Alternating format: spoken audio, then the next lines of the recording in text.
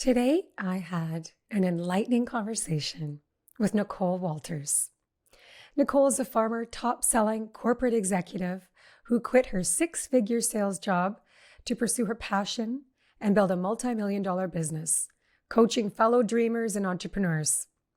She's an in-demand motivational speaker and the New York Times bestselling author of her memoir, Nothing is Missing, a memoir of living boldly. Talking to Nicole today was like having a chat with a close friend. She is clearly passionate about teaching people how to own their power and trust they already have everything they need to succeed. Enjoy. Welcome to Let's Talk Love, the podcast that brings you real talk, fresh ideas, and expert insights every week. Our guests are the most trusted voices in love and relationships, and they're here for you with tools, information, and friendly advice to help you expand the ways you love, relate, and communicate. We tackle the big questions, not shying away from the complex, the messy, the awkward, and the joyful parts of relationships. I'm your host, Robin Ducharme. Now, let's talk love.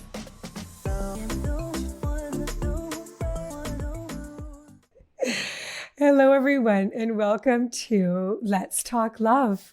I'm so happy to be joined by author, entrepreneur, speaker, podcast host, Nicole Walters. Oh my goodness. New York Times bestseller. Yes, I know. You have no idea. I'm still adjusting to hearing that because it's so fresh. We're like, what, a week old maybe? So yes. When did you launch? Right now we're recording this on October 25th. When did you launch your book? The book came out 11 days ago, which it feels like a year, billions of years ago at this point. But it was 11 days ago, and I found out I was a bestseller on the 18th. So that was only 5-6 days ago. Crazy pants. I think you made a post where you were sitting in a bookstore. You must have been doing your book tour, and somebody told you for the first time. That was great. Yes. That was a great moment. I was like, my babies were there. It was just like beyond. Yeah. I feel like I know you, Nicole, and you probably hear this so much because I listened to your book and I've been listening to your podcast. I don't have a copy of it in paper, but that's okay because I think the Audible version is so awesome because I really just got such a sense of you and you're so honest and raw. And it was an autobiography, but it was also full of these gems, these lessons. Thank you so much. Yeah, it's neat because I do get to have that relationship with a lot of people. And I'm telling you, like Thanksgiving dinner is going to be so weird because the whole family read it. So now I'm like, well, hello, like my fiance's family. So I'm like, normally you get to sit down and, you haven't talked about your childhood with your in-laws, but this is going to be a very interesting Thanksgiving. Wow. And there's just so many stories. So that's good. That is going to be great. It's just so vulnerable, which I think you're inviting the listeners to be. Because you are so honest and authentic and vulnerable, that is such a gift that you're able to pass on to other people to be that way too. Thank you so much. Oh my gosh, you're so generous. It's interesting because I get that a lot. Like, Nicole, you're so authentic, you're so vulnerable, you're so honest. And it's interesting because I don't think that a lot of people realize you can be honest even if you're not complete. Like if you're still in progress, you're still figuring yourself out, you still are learning from the things that have happened, or you're evolving from who you were to who you want to be, you can still be vulnerable in the moment that meets you. And that's what I really tried to do in this book. That's right. So tell us what was your idea around writing this book? Why did you write it? And also the title is Nothing is Missing. So where did that title come from? And I think that's what you were just kind of alluding to, right? It's like our journeys. Yeah.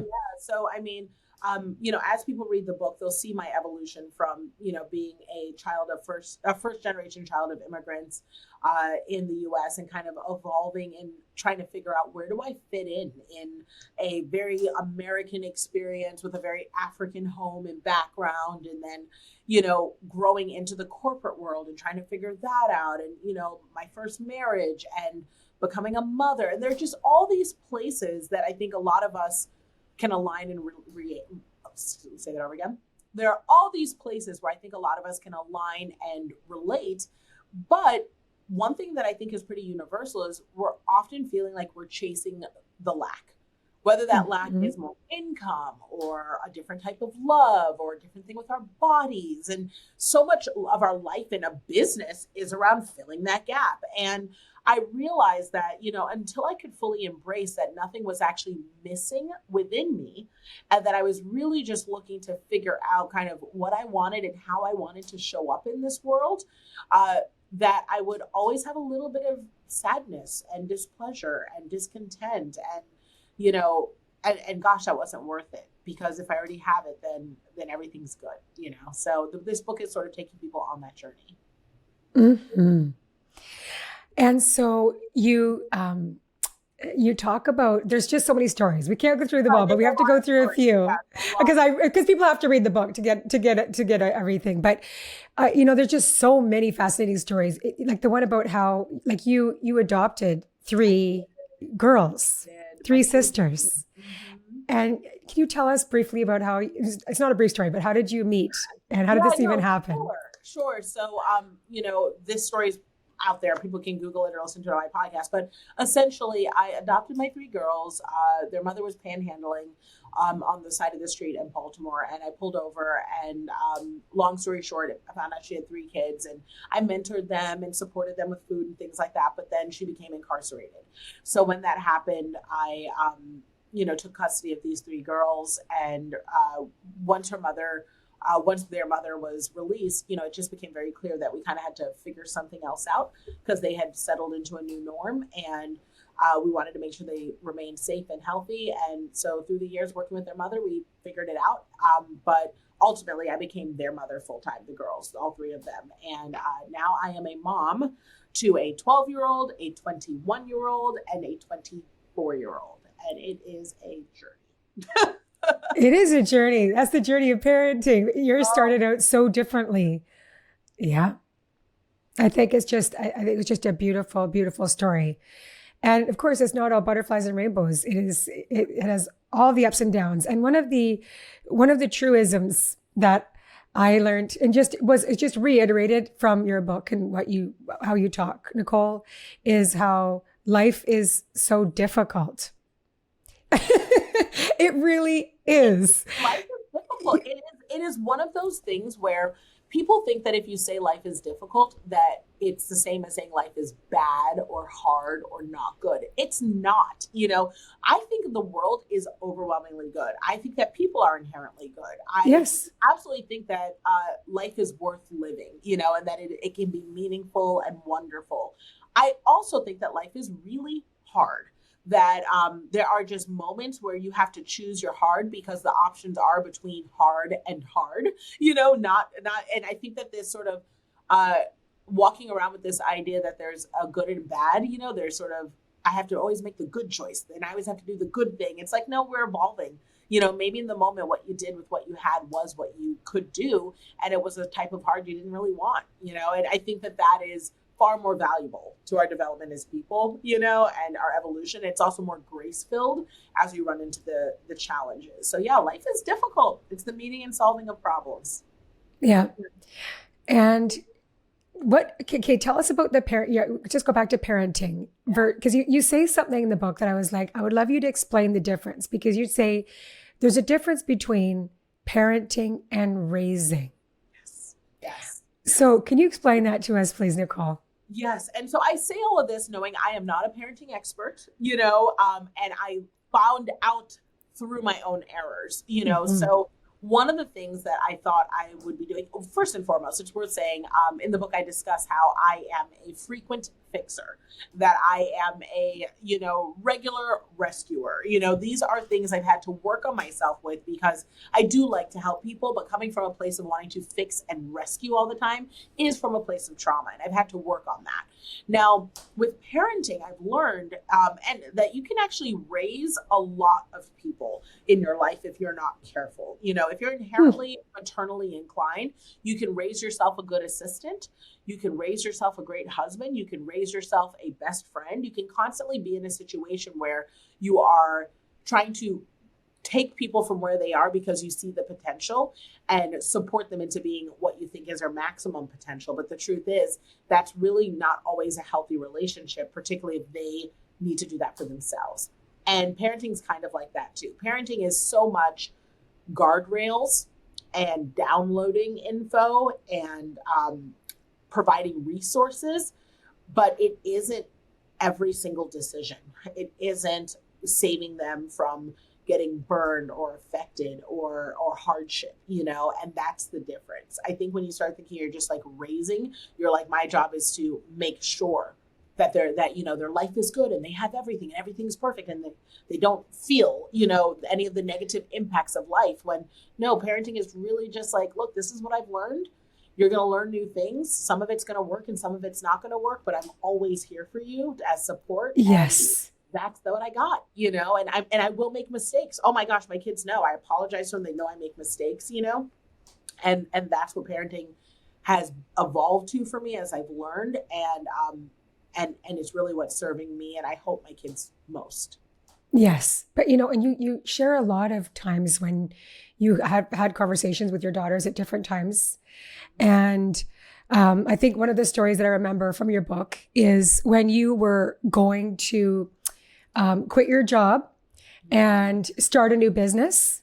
Yeah. And you said to them, okay, I'm pretty sure, I'm like, let's just say 85-90% sure this is going to work. But if it doesn't, I want you to know that I'm terrified. I'm very scared. Doesn't mean I'm not going to do it, but I want you to know. And how do you feel about this? Right? And your daughters were like, well, are you still going to be there? That's right. Are you still going to be? I get that gut punch, oh, my sweet babies. Yes, but that's all that our children, really, they need that stability that we aren't going anywhere. Yes. And and even if it's bad, it's amazing because I don't know what happens. And you could probably speak to this better than I could, but when I tell you something happens to us as adults where we get so scared, we get so scared of making errors and making mistakes. And we just let that fear kind of dictate aspects of our lives. And kids just really don't come like that. Think about it. A baby literally will walk up to a cliff because they don't know a cliff is dangerous, and just do it. And it's important for us to say, look, I feel fear, but it'll be fine, because it affirms for them that, oh, you can do things scared and be all right, And so that's why I'm really honest with my kids when I don't know an answer, I don't know how things will work out, but also let them know firmly, I'm doing my best with the info I have and I'll make the best decisions I can and we'll be okay no matter what, because we are smart people who are making good choices, So it's not always perfect, but we're doing our best. No, of course not. And so you said in the beginning that you are engaged, and I want to talk to you a little bit about that. Congratulations, Nicole.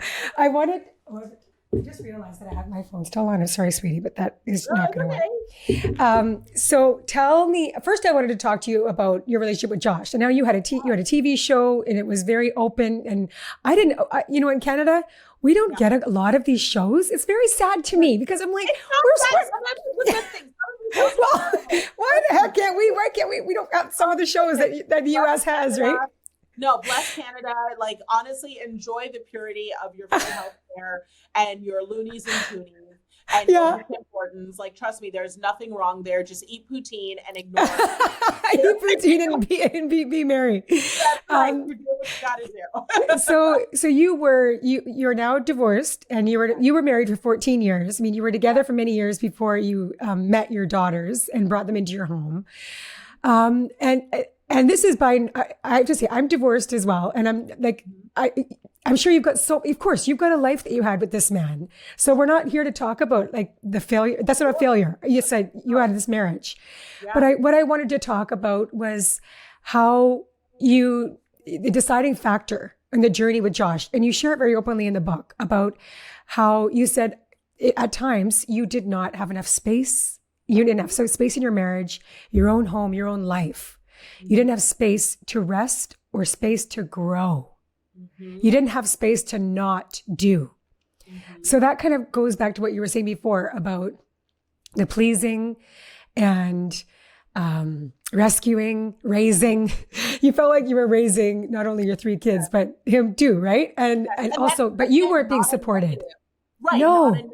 So I think that what's so interesting is, particularly when you're a public figure, in the case of breakups or any career pivots even, or changing your hair or something, people really feel like there's got to be a blame or a negativity with that. And it's so interesting because Totally. as I've gotten older and I've met more people, it almost is never that, it's, and I don't hold my ex responsible for the decisions that I made within the marriage and No. the things I didn't communicate. I just needed different things, and so when I say things like, Right.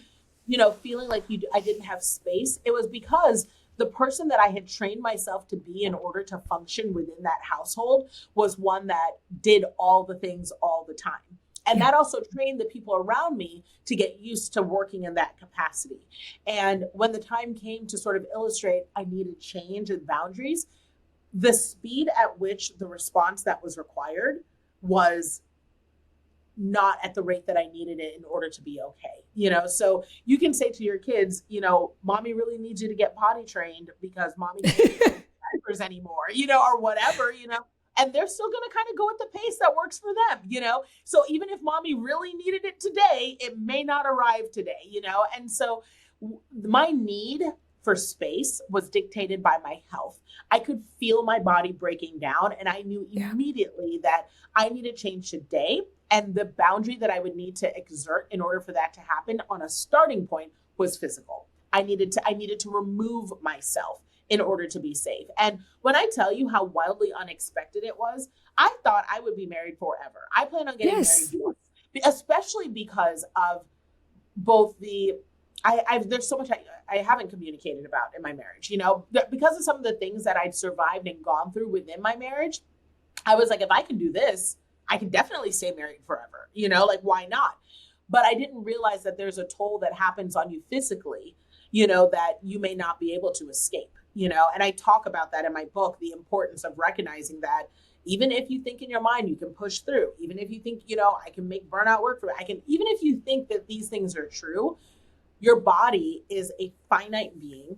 It is designed to operate sort of outside of self, I don't will a cut to heal, the same way that if my body is overstressed, it has a limit, and eventually your mind is going to have to willingly make choices, including and up to divorce, if that is the thing that's required in order to make sure that you're able to show up and survive, and by extension of that, also making sure I was being a good example for my girls, and saying like, look, they were in my home, that they saw the mother that they deserve to have, that they saw me being loved in a way that I deserve to be loved, because they're all officially at the age now where they're starting to make a lot of those decisions for themselves. And I did not want them to be in a home that was not reflective of the life that I want them to have. It's not just about the life of the house, the cars, the school, the income, the accolades. I wanted them to have the things that really matter, because I had it all and I left with 3 suitcases.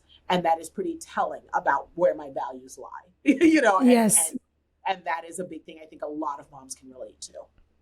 You were honoring yourself, honoring your children, and you talk a lot in your book about just how the most important thing is self-care. And because at the end of the day, it's like putting on your own oxygen mask before the people you're taking care of. Because if you're not okay, how could the people you're taking care of be okay? That's right. And parenting evolves too. Oh, it does. I mean, when you have older kids, it's not the same as when they're younger. They can be perfectly great when they're younger, because the things that they need are more checkboxy, like make sure there's juice, make sure there's snack, make sure they have great education, foundations. But I noticed once my youngest was starting to enter her preteens that her needs were different, that she was learning more from watching what we were doing and not just listening to what we were doing, or what we're telling her. And that mattered to me a lot about the examples that she was getting, both from who I was in my household, but also examples from my interpersonal relationships. And it just became really important to me to prioritize making sure that she could get the best mom she deserved, and that I could also put examples of love around her that I felt would affirm her own self-worth and what she deserves. So parenting looks different now. It's a lot about examples and practicing what you preach in a way that is so different than when I was younger, when it was just like, go play with that Play-Doh over there. You know what I mean? Like, Mom's fine, she's fine. Just go have that snack and watch a movie. No, they're like, mom's crying. Why? And you want to be able to be in a position to articulate that healthily to them. Right. So can you tell us about your journey from going from your divorce to jumping into the dating world? And I don't know the story about how you met Alex because it Yeah, wasn't part of your book. And I know it yeah, was on your podcast, but can you yeah. share with us how that Well, it's happened? great And to hear your story, like, I mean, I'm a few years out, from everything, but I'm living it now, right? yeah, So, one of the things I'm really big on is I share my scars and not my scabs. So while I'm still healing, I try not to write about things until I kind of have a better view around what's happened. So oh, I it's really why I like wanted that. You share your scars, not your scabs. I really like yeah. that. Yeah. So, I mean, I'm in a place right now where I am still very much living this relationship. And so I can speak on it, what I know, the early days, but, I'll know more, I think, soon, and I'll be able to share more about that. But in the early days, I can honestly say I took over a year to not do anything, but I think a lot of people, especially if you've been divorced before, that the time from separation and or divorce, the marriage was likely over long before that. Just because you continue to reside with that person and be in that person's presence doesn't mean that you were married at all. And also for me as a Christian, there is the marriage of there's a reason why we have ceremonies versus just sign the paper, and I can tell you that, like, for me, my marriage was not in effect for a very long time. You know what I mean? There Yeah. were things there that weren't great. And so the time that I took apart was truly like healing of self, and discovery of self. And I am just being completely forthright. I was like, I am good by myself. That was the thing I was seeking to recognize. And you kind of have to come to that before you decide to get divorced, right? Because when you decide to get divorced, you're already saying, I would rather be by myself than be in this. I would rather Yes. have nothing than be in this. I would rather, potentially lose it all than be in this. And because where I am right now, I have to know that I physically, mentally, spiritually will be okay, because I feel like I'm losing so much of that. And I think anyone who's been through a bad breakup or a divorce is nodding their head ferociously because they understand, because it's so Yeah. easy to stay comfortable, in what's familiar, And so in that state, the year thereafter, I was like, if I get to pick and choose what I bring into this next life, what do I really want? Like, do I, like, in adult stuff, I got married at 22. So like, this is like my 40-year-old self now saying, who am I? You know what I mean? What do I even, do I even really, I mean, an example of this, Robin, a real small example that I think a lot of women who've been through this will relate to. Do I even like Mediterranean food? Yeah. Because I never ate it while we were married, because me and my husband never ate it. But do I like it? Like, you just start asking yourself questions that you never really Yeah. held space to ask yourself before, and you may come away saying, no, I really don't still, you know what I mean? But you're really asking yourself these questions because they are relevant questions, like, it's this weird thing. Right. And so very much that's like where I was, for a long time. And that included asking myself questions around, do I even like partnership? Do I even want to be a wife? Is, like, you failed at this thing. Is wifing even for you, girl? And if so, what does it look like? What does a Right. partner And do I want to live with this? Do I want to live with somebody again? Like, I what? like my Share my closet? stuff. I don't want to share. No, you know what I mean? Like, it's so much of that. And so I'm telling you, like, I really was in a place where I was like, I don't even know if I want partnership. But then I started saying to myself, you know what? I do. One thing that's great for me in partnership is the criticism and the check, right? It's so easy for me to just steamroll and plow forward with my work. Like, I would be in my office all day because I love my work and I'm passionate, I'm driven, and I'm ambitious. And having a home and a partner and a family grounds me. It aligns Yes, me. I appreciate that, Nicole. I think it's like you have others in your life and a partner, especially if they were, you're equal and you're like, okay, you feel like you're being supported. You're being held accountable. Somebody to hold. There's accountability. Yeah. Yes. Like, and that's what I'm learning now is that, I mean, and people saw this, I traveled a lot before, I worked a lot before. There was no secret that I was always on the go. And now, oh my gosh, the homebody that I am, everything is about wanting to come back. I did come home a lot because of my kids, but I was not happy relationship wise in my home. And now romantically, I want to be where my partner is. I'm happy at the office because I get to do the best work ever and I'm so grateful for it. I'm also happy at home. I'm happy in the car by myself. I'm happy at lunch by myself. Like, it's just so nice because I took that time to discover what I want, and my life is very intentionally built now around what I want and how I want to show up and how I feel like I can serve the people I love, including my clients, my friends, my peers, my employees best. And that, and my partner, you know, and that is like, that was some hard work, therapy, prayer, friends, everything, a lot of loss, a lot of tears, you know, but worth all the laughter on the back end. Yes. Oh, it's beautiful. Yeah. So, okay, quickly though, I wanted to ask you, how did you meet Alex? Were you online dating? Yeah. Were Online. Online, So, like, great. Yeah, online. It's where I Good. met my first husband, you know, and 50% Yes. of marriages start online now. People don't realize it. Oh, for sure. One of these days, I think I will probably talk about how I dated online, because I dated online. Yes. And what I've learned differently from a lot of my friends. I was very open-minded to not, once I realized I wanted partnership, but I also learned, like, through therapy and stuff, that maybe my picker needs evolving. You know what I mean? Like, my picker is, people get, that's funny. You could say like your picker's off, your picker is broken, but yeah. So I needed to date to figure out Yes. what I even liked, which was freeing, because I wasn't dating seeking a partner. I was dating seeking friendships, learning experiences, just to figure out where I wanted to be. And when I met this guy, this incredible, wonderful, like, I can't tell you how often I'm like, gosh, I can't even believe how good he is. Like, when I met this man, I remember thinking to myself, one, I wasn't that interested. I was like, I don't know. But I was like, I'm feeling things I haven't felt before in terms of safety, understanding, emotional intelligence, security. He doesn't come with trauma. I'm so blessed. I think I got the last one. You know what I mean? Like, he is just really a good person. Like, I would want to be his friend. And this is something his friends say. He has friendships of 30 plus years, people who love him. I would want to be his friend if I wasn't fortunate enough to be his girl. And like that, wow. I love that. I love that. We're going to have to quote you on all that, what you just said, because I really think that those are those. No, I love all of those things that you just said. Like, he is such a great friend. You would choose him as a friend.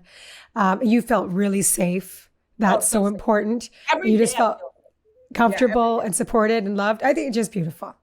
Thank you. Okay. So tell me about how in your business, as well as just in your book, you talk about identifying your gift and helping, and just how it's important for all of us to identify our gifts. Mm-hmm. And you say, when you go out into the world, you're supposed to be as big as possible and take up as much space as possible with your God-given gifts. Mm-hmm. The best way to honor God, if you believe in God, or just, your life, is to use your gifts well to serve others. Right. So I want to ask, and I know you do this professionally as well with your company and just with all the work you're doing, how do we identify our gifts?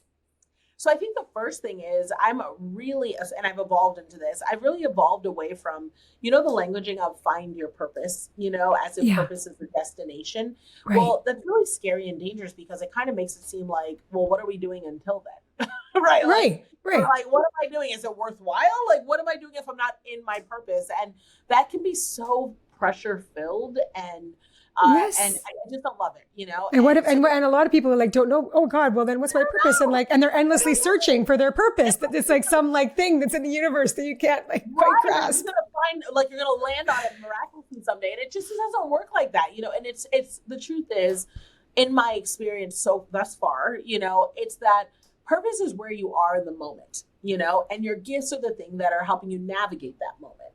So if in the moment you are stay at home with your kids, because that is what the season is calling for, that is a really important purpose, and the gifts that you're leveraging and using to navigate in that moment, whether it is organization, patience, research, advocacy, because, if you have children with all sorts of, special situations, you've got to advocate for them. All of these different things are, really powerful talents that will serve you later. And whatever purpose you're in now is evolving them and growing them. And your sole job in that season is to acknowledge and give yourself credit for leveraging and using those talents to navigate the season you're in. And then also seek out additional knowledge to expand and amplify those gifts. And so, yes, that also applies in business. I think that I know I've never met a single entrepreneur who's ever had one job or one idea. Right. Right. And have this world where it's like, oh, you're multi-passionate. You go from this thing to this thing. You have too many great ideas. Everybody does. Every entrepreneur does. The question is, how long are you spending in that season evolving the idea and pouring into it to see it become what it needs to be fully, and leveraging and utilizing all your gifts to see that thing blossom. And, I have evolved. I was a hardcore, intense business consultant, specializing in business development in a corporate capacity. I still do that work, but it isn't all that I am, because I've evolved in my learning and lessons to realize that I can help people in more ways with what I have. And so I've been leaning into that. So just like writing this book, it wasn't a clear-cut business book. It could have been 1, 2, 3, do this, this, this. I evolved, so in this season, this is my purpose, to helping people live boldly, because it's the thing before the thing, it's the thing before the next thing you want to do. So, Right. so yeah, it's easy to say, live in your God-given gifts and chase your purpose. But the truth is, like, wherever you are right now, identify your gifts by saying, what is helping me get through this season? That's your gifting. Now make it better. Wow. That's so good. The other thing you talk about is, and this was a story that you relayed about Dea, your daughter in school, and how it's like this fallacy of intelligence. And I think this is so in our society, right? It's like, if you're not getting A's, or let's just say you don't go to university, then you're really not that smart. And I think that is like it's so incorrect. It's so false. Right? I think about my dad, who finished grade 8, and he was the most successful person I've ever met. And you share how you went to university for, I think it was 3.5 years. And then you're like, I can't go back. What am I doing? Why am I here? In the meantime, you've got this super successful career you're harnessing, and you're like growing. And it's like, but you had this fallacy of intelligence of like, I have to do this. And I love the story of how your daughter she started applying herself, and she went from an F to a C, and she was still just like, oh my God, Mom, like, what? I'm not only at a C. And you're like, are you kidding me right now? We have to celebrate. You went from an F to a C, and you like, because you've been applying you've been effort. Yes, the A effort. Oh, see, that's great. Yeah. And that's what you want to celebrate. So just real time, my little one is 12 now, and she brought home her first progress report because she's in middle school.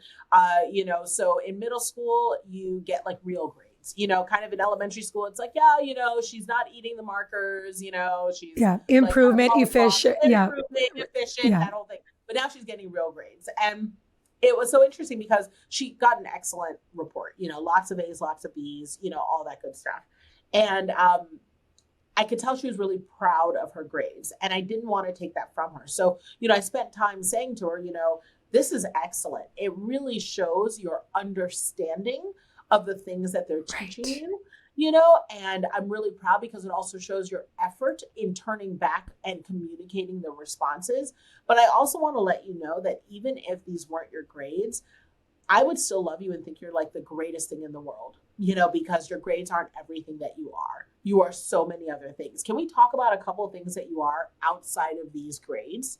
And we spent some time just talking about that. She's like, I'm a good friend. I do great dishes. I have fun hairstyles. And I was like, absolutely.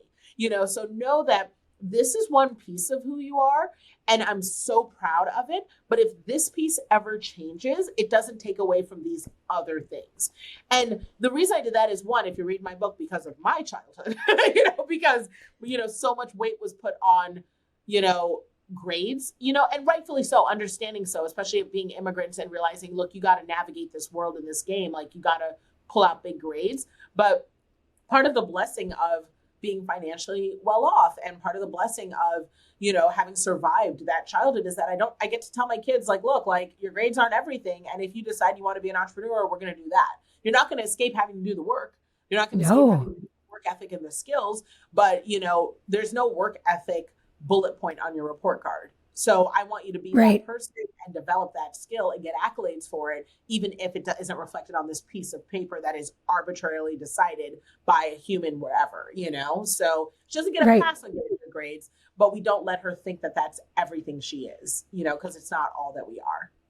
I think it's also just this idea that you don't, if you're not a straight A student in school, if you didn't like find it, you found it so challenging and you leave school, that doesn't mean you're not smart. And, because there's like some of the smartest people I know didn't do great in school, but they're brilliant individuals. They're brilliant people. Like their minds are so smart, right? And also school is not, and this is not knocking it. I mean, like, my goodness, what it takes to get through school is such a great thing about character. It's a skill set. It's a talent, and just everyone has different talents. And some of us are not professional schoolers. You know what I mean? That's just not how we are hardwired, And what I can tell you is that a lot of the people I've met who are entrepreneurs and people who want to be entrepreneurs feel like they've been ill-served by the fact that school doesn't really raise entrepreneurs, that it's not teaching adaptability. It's not teaching some of the skill sets that are required to be successful. Some of these soft skills, some of this adaptability, some of this flexibility, it's a structure. Now that structure is so valuable because I meet entrepreneurs who don't have that structure and they're not successful, So it really is a balance. If you're in school long enough to garner the things you need, then to pursue what you want to pursue, that's what matters most, is putting in the right amount of time. And so many of us will continue to get degrees thinking that will make us feel ready, when in reality you were ready a long time ago and you got to start doing. Right. Well, I have just so enjoyed learning from you, listening to your book, talking to you today. I hope everybody gets a copy of Nothing is Missing and reads it, because I was just saying to Maya, my colleague, that, and my friend, my Kirsten that works with me too, I was like, I love this because this is, it's like a self-improvement book. It's a nonfiction. It's your story though. And we're learning as we learn about you. So there was just, like I said, full of lessons. So thank you for writing this book, Nicole. I thought it was fantastic. Thank you, Robin. Thank you for having me here. And it was just such a great time. Thank you. Well, I'm going to close with a blessing. We do this on all podcasts. I love this. And these are with your words from the book. So I'm going to be quoting you through this blessing. Wow. Okay. Awesome. So may we find happy in each season and keep moving forward, knowing that what we have within us is always enough. May we identify our individual gifts, take up space in the world, and share our gifts with those around us. And in your words, Nicole, we all have what we need to heal, to grow, to change, and to thrive. May we remember that nothing is missing. So, thank you, Nicole. Thank you, Robin. Please visit realloveready.com to become a member of our community. Submit your relationship questions for our podcast experts at reallovereadypodcast@gmail.com. We read everything you send. Be sure to rate and review this podcast. Your feedback helps us get you the relationship advice and guidance you need. The Real Love Ready podcast is recorded and edited by Maya Anstey. Transcriptions by Otter.ai and edited by Maya Anstey. We at Real Love Ready acknowledge and express gratitude for the Coast Salish people, the stewards of the land on which we work and play, and encourage everyone listening to take a moment to acknowledge and express gratitude for those that have stewarded and continue to steward the land that you live on as well.